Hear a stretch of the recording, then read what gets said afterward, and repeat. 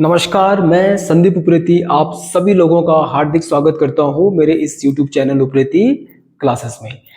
हम यहां पर इंडस रिवर सिस्टम को पढ़ रहे हैं और इंडस रिवर सिस्टम के अंदर मैं यहां पर इंडस रिवर को, झेलम रिवर को, चेनाब नदी को और रावी नदी को हमने यहां पर उसे कंप्लीट कर दिया है।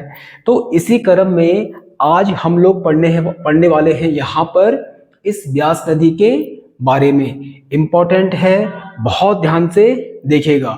तो चलिए हम शुरुआत करते हैं इस ब्यास नदी की कहानी को।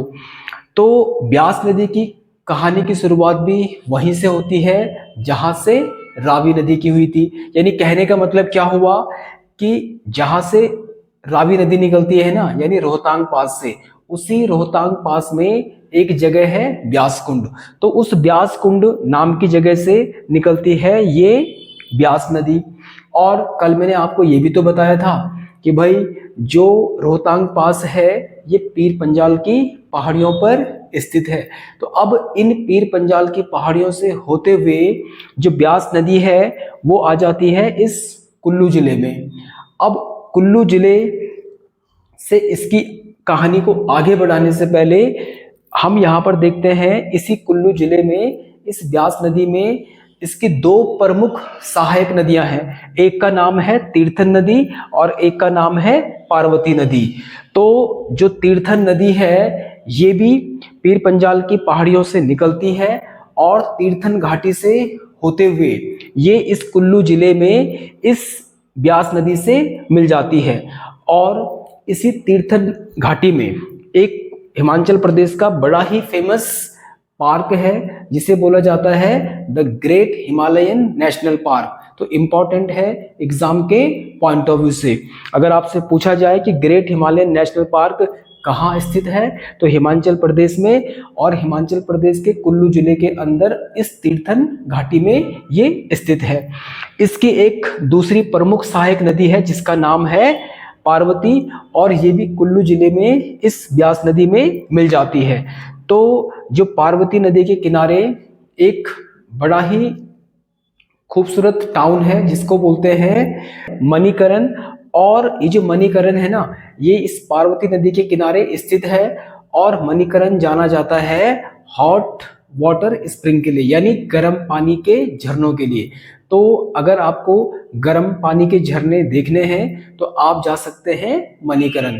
तो इन गर्म पानी के झरनों में ना जियोथर्मल एनर्जी होती है। तो उसी जियोथर्मल एनर्जी से यहाँ पर एक जियोथर्मल पावर प्लांट है जिससे 5 मेगावाट की वहां पर क्या बनाई जाती है, बिजली बनाई जाती है। तो इस तरीके से हमने क्या देखा कि तीर्थन और जो पार्वती नदी है, अब ये दोनों की दोनों नदियां ब्यास नदी में मिल चुकी हैं। ब्यास नदी इनका पानी समेटते हुए है अब आ चुकी है इस कुल्लू जिले में। यानी जो फेमस कुल्लू घाटी है ना, हिमाचल प्रदेश की जो कुल्लू और जो मनाली है ये बड़ी ही फेमस टूरिस्ट प्लेसेस हैं। तो जो कुल्लू घाटी है ये इस ब्यास नदी के किनारे ही स्थित है। एक बार किसी पेपर में ये क्वेश्चन पूछा भी गया था कि जो कुल्लू घाटी है इस घाटी में कौन सी नदी बहती है, तो आंसर आपका हो जाएगा ब्यास नदी। अब जो कुल्लू घाटी है ना ये धौलाधार और पीर पंजाल माउंटेन के बीच स्थित है, और जो मनाली है वो पीर पंजाल की पहाड़ियों पर स्थित है। तो इम्पॉर्टेंट है ये एग्जाम के पॉइंट ऑफ व्यू से। यानी जैसे देहरादून है ना, देहरादून शिवालिक रेंज और मध्य हिमालय यानी मिड हिमालय के बीच में स्थित है, और जो मसूरी है वो आपका मिड हिमालय पर स्थित है। तो सेम एग्जैक्ट कंडीशन आप कुल्लू और मनाली की देख सकते हैं। कुल्लू नीचे है और मनाली पीर पंजाल की पहाड़ियों पर है। अब कुल्लू से ये नदी आगे बढ़ेगी और मंडी जिले में एंटर हो जाएगी। मंडी जिले के बाद ये एंटर हो जाती है कांगड़ा जिले में। अब जो कांगड़ा जिला है ये शिवालिक रेंज और धौलाधार के बीच में इस कांगड़ा जिले के अंदर खूबसूरत कांगड़ा घाटी है, और इसी कांगड़ा घाटी में यहाँ पर इस ब्यास नदी पर एक डैम बनाया गया है जिस डैम का नाम है पोंग डैम। अब इस पोंग डैम को बनाने का जो पर्पज है वो ये है कि जो इंदिरा गांधी कैनाल है ना, इंदिरा गांधी कैनाल को हम आगे डिस्कस करेंगे। इंदिरा गांधी कैनाल में विंटर में पानी की शॉर्टेज हो जाती है। तो जब पानी की शॉर्टेज हो जाती है तब उस शॉर्टेज को कम करने के लिए यहाँ से उस शॉर्टेज की कमी को पूरा करने के लिए तब पोंग डैम से उसमें पानी छोड़ा जाता है। अब इसी कांगड़ा जिले में अगर हम देखें, यहाँ पर धौलाधार रेंज है। इस धौलाधार रेंज पर यहाँ पर एक हिल स्टेशन है जिसको बोलते हैं धर्मशाला। अब ये जो धर्मशाला है ना, इस धर्मशाला में एक जगह है मैक्लोडगंज। अब जो ये मैक्लोडगंज है, यहाँ पर तिब्बती धार्मिक गुरु दलाई लामा का निवास स्थान है। और इसी धर्मशाला में फेमस ज्वाला देवी का मंदिर भी है। और यहीं पर HPCA इंटरनेशनल क्रिकेट ग्राउंड भी है। मतलब कहने का मतलब ये हुआ कि धर्मशाला में इंटरनेशनल क्रिकेट स्टेडियम भी है जहां पर अक्सर क्रिकेट मैच हो रहे होते हैं। इसके बाद जो ये नदी है यहाँ से पंजाब में एंटर हो जाती है। पंजाब के गुरदासपुर जिले से होते हुए ये अमृतसर जिले में एंटर हो जाएगी। अमृतसर जिले के बाद ये आ जाती है कहाँ पर, इस कपूरथला जिले के अंदर। अब जब ये कपूरथला जिले में एंटर हो जाती है तो इसी कपूरथला जिले में एक जगह है हरिके, और इस हरिके नाम की जगह पर इसमें सतलज मिल जाती है। यानी सतलज और ब्यास का संगम हो रहा है इस हरिके नाम की जगह पर, और जहां से इसका नाम पड़ जाएगा सतलज। इस तरह से अब ब्यास और सतलज मिलकर इसकी संयुक्त धारा अब पाकिस्तान में चली जाएगी। अब इसी हरिके नाम की जगह से ना निकाली गई है इंदिरा गांधी कैनाल। अब ये इंदिरा गांधी कैनाल जाती है राजस्थान।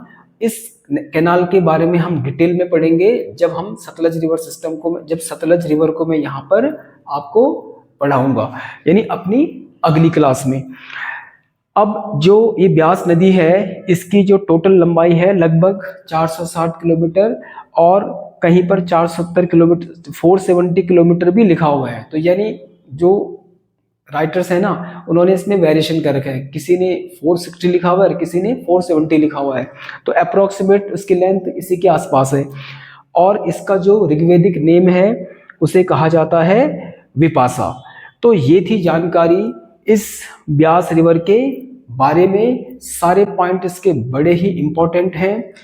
अगली क्लास में हम यहाँ पर कवर करेंगे इंडस रिवर सिस्टम की जो आखिरी नदी है यानी सतलज नदी को।